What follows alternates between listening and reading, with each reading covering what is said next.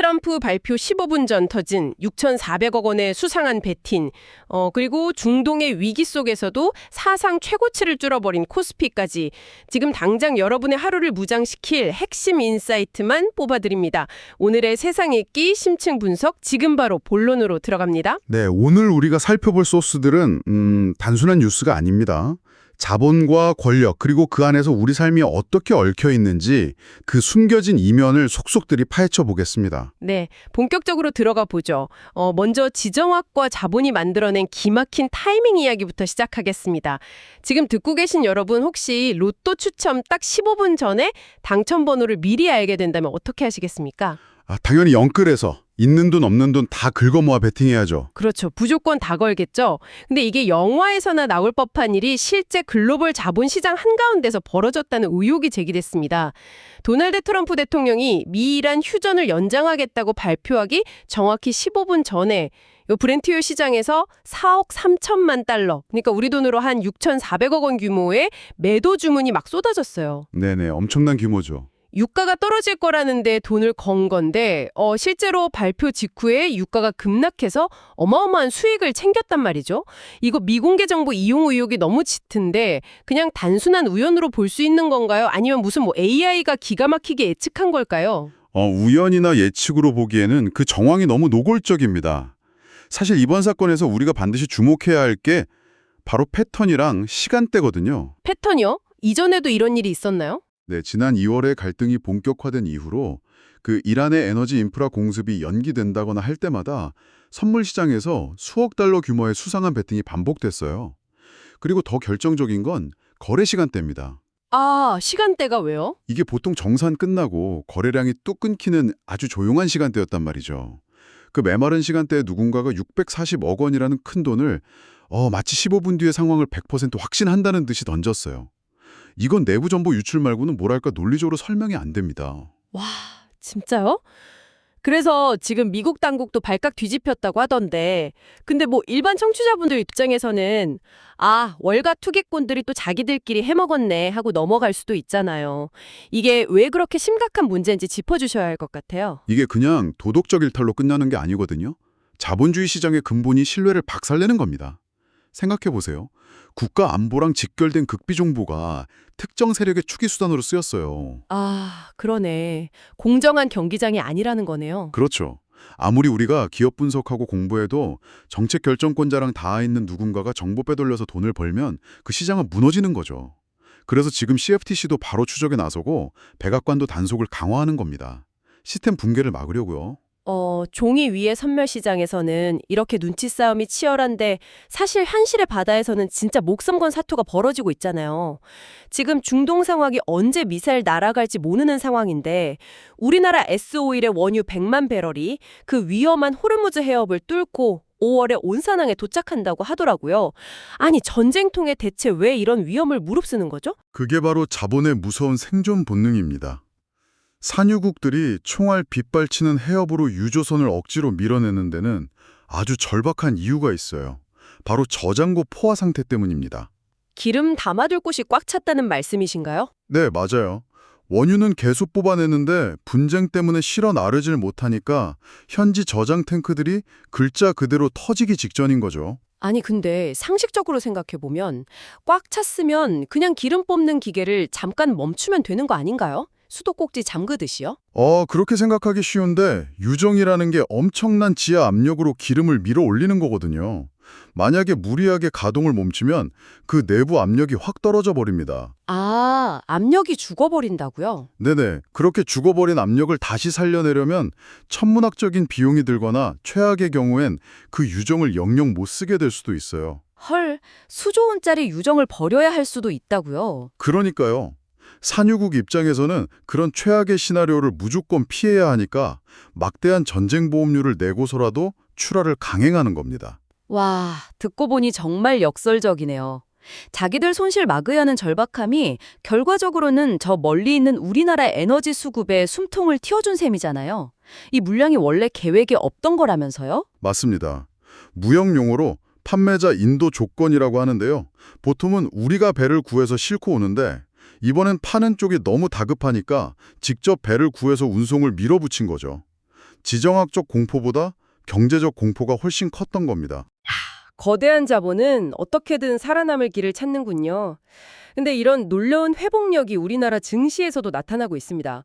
테헤란 방공망 가동 속보 떴을 때 코스피가 6,300선 초반까지 수직 낙하했었잖아요. 근데 기적처럼 V자 반등을 하더니 6,557선을 찍었습니다. 사상 최고치 경신인데 대체 이 원동력이 뭡니까? 결국 시장의 공포를 잠재운 건 압도적인 실적이었습니다. 중동 위기가 전면전은 아닐 거란 관측이 나오자마자 투자자들이 바로 기업의 본질적 가치로 눈을 돌렸거든요. 그 중심에 반도체 대장주들이 있었습니다. 아, 반도체요? 네, SK 하이닉스가 1분기 영업이익 37조 원을 발표했어요. 시장 예상을 완전히 뛰어넘었죠. 삼성전자도 사상 처음으로 22만 원 시대에 진입했고요. 잠깐만요. 제가 숫자를 잘못 들은 거 아니죠? 1분기 영업이익만 37조 원이요? 게다가 제가 기사 보니까 영업이익률이 70%가 넘었다고 하던데, 아니 제조업에서 잣대고 10% 남기기도 힘든데 어떻게 70%가 나왔습니까? 그게 바로 기술적 해자 덕분입니다. 적들이 성에 접근 못하게 파놓은 연못을 해자라고 하잖아요. 지금 SK 하이닉스가 AI 메모리 시장에서 아주 깊은 해자를 파놓은 상태입니다. 아하, AI 칩 독점이군요. 맞아요. 전 세계 기업들이 AI 시설 늘리느라 난리인데 이 초고성능 칩을 제대로 만들 수 있는 곳이 사실상 독점적이에요. 파는 쪽에 부르는 게 값이 된 거죠. 게다가 1분기 국가 GDP도 1.7% 서프라이즈를 기록하면서 외국인 자본이 몰린 겁니다. 쉽게 말해 금광 터진 도시에 들어가는 유일한 다리를 갖고 있는 거네요. 여기서 진짜 흥미로운 부분은요. 지금 평범한 직장인 여러분이 솔깃할 만한 이야기입니다.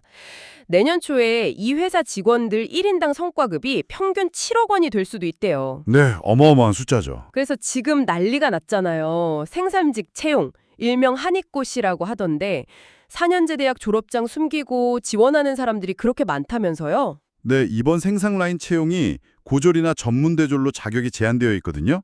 그런데 경쟁률이 상상을 초월합니다. 아니 제가 커뮤니티 보니까 막 4년제 대학 재학생들이 학위 순겸이로 되냐고 묻고 심지어 자퇴하고 지원하면 안 되냐고 아주 진지하게 고민하더라고요.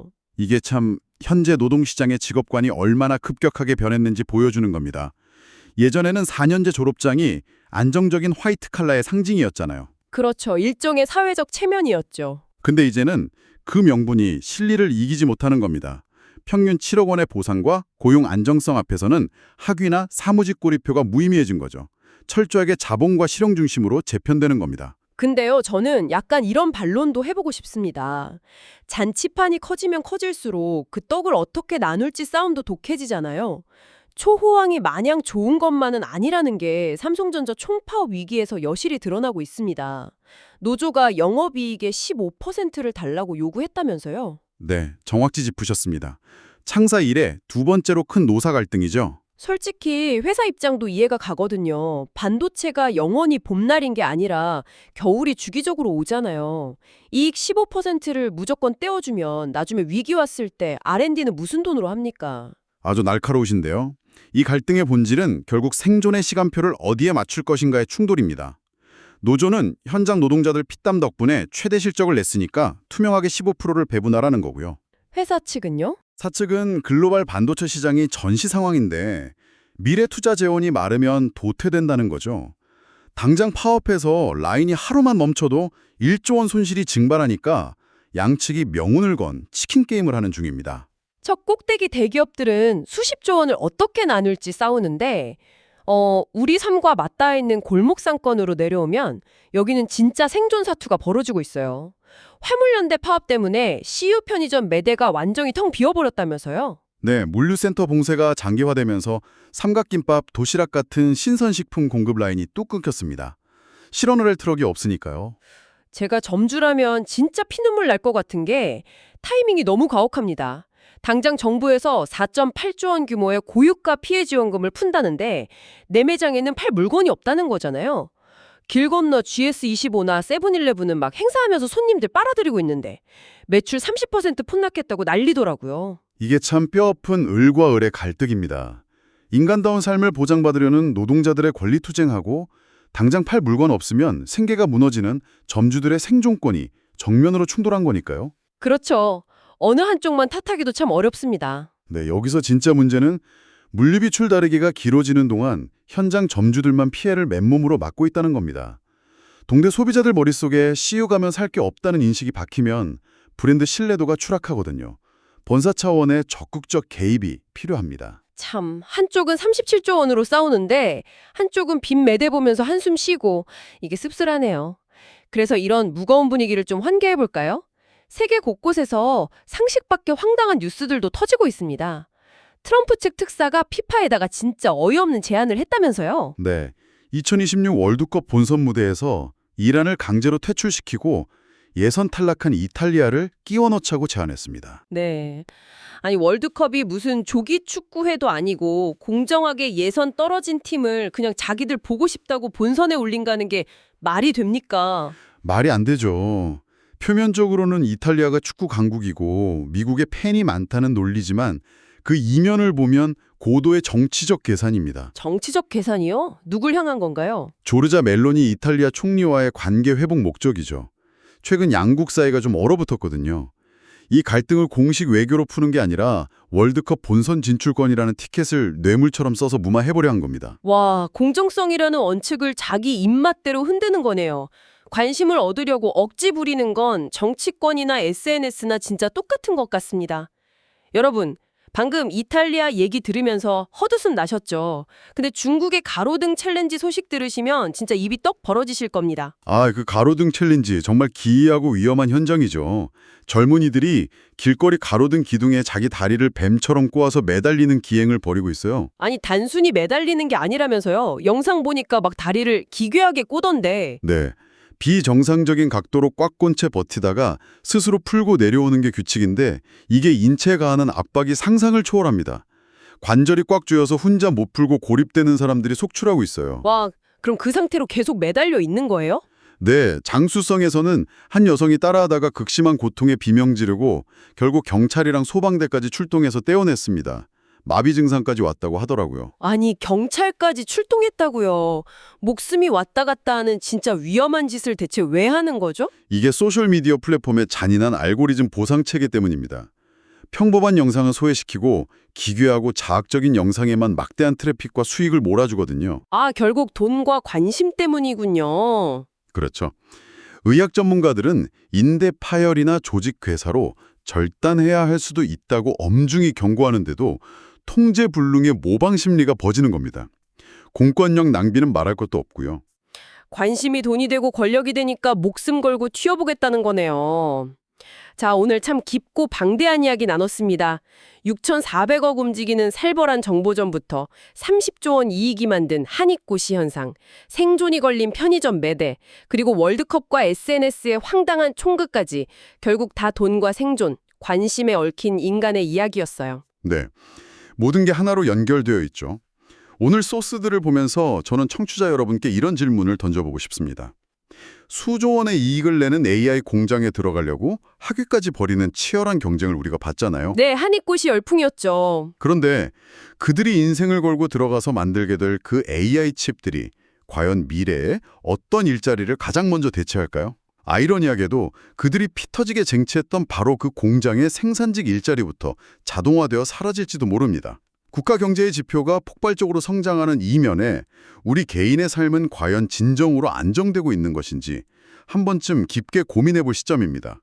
와, 내가 만든 기술이 내 일자리를 없애는 미래라니 진짜 서늘한 통찰이네요. 경제 지표의 화려함 뒤에 숨은 현실을 돌아보게 됩니다. 오늘 준비한 세상 읽기 심층 분석은 여기까지입니다. 내일도 여러분을 무장시킬 새롭고 날카로운 인사이트 보따리를 들고 찾아오겠습니다. 지금 듣고 계신 여러분 끝까지 함께해 주셔서 고맙습니다.